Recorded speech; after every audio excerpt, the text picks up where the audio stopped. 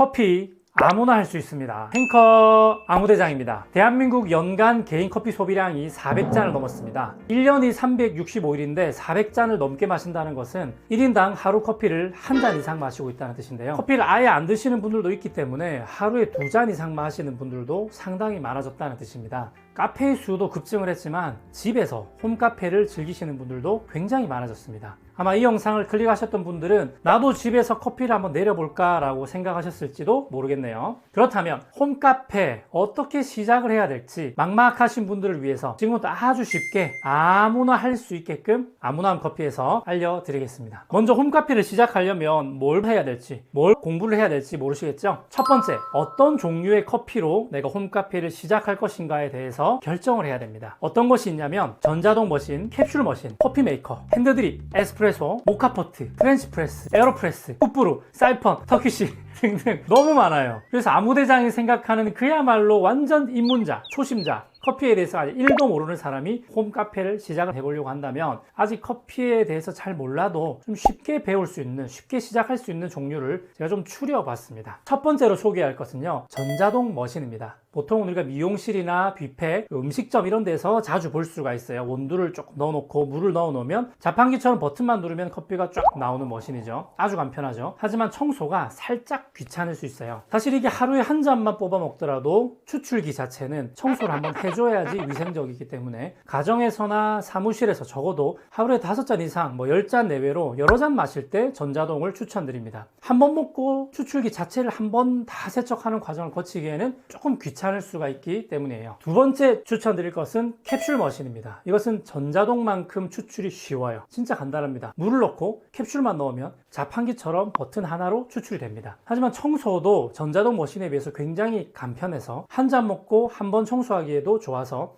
하루에 한두 잔 드시는 분들이 편리하게 입문하고 싶으실 때는 캡슐 머신이 딱입니다. 그리고 전자동 머신과 캡슐 머신은 에스프레소를 추출하는 기계이기 때문에 물을 섞어서 아메리카노로 만들어 먹을 수도 있고요, 우유를 섞어서 라떼로 응용해서 드실 수도 있다는 장점이 있습니다. 세 번째는 커피 메이커입니다. 앞에서 언급한 것보다도 손이 조금 더 많이 가긴 하지만 그래도 좀 쉬운 편에 속하고 핸드들이 비슷한 맛이 나기 때문에 향이 좀 더 좋게 느껴지는 그런 장점이 있어요. 한 번에 2잔에서 4잔 분량을 추출할 수도 있고요. 다만 라떼로 응용하기에는 조금 어렵습니다. 너무 연하게 나와요. 세척 난이도는 전자동보다는 쉽고 캡슐보다는 좀 더 귀찮은 정도 수준입니다. 네 번째로 추천드리는 것은 핸드드립입니다. 앞에서 말씀드렸던 것보다 난이도는 가장 어렵습니다. 하지만 입문자들도 시작해 볼 수 있는 게 브루잉 도구를 이용한 추출입니다. 장점은 비싼 머신이 아니더라도 몇 가지 저렴한 도구만 구매를 해도 바로 입문할 수 있다는 장점이 있다, 이렇게 생각하시면 될 것 같아요. 다섯 번째로 제가 추천드릴 것은 반자동 에스프레소 머신인데, 에스프레소 입문을 하려고 할 때 저는 완전 초급 입문자들에게 반자동 머신을 통해서 입문을 하라고 권해드리고 싶지는 않습니다. 최소한의 커피에 대한 이해도가 하나도 없이 입문을 했다가는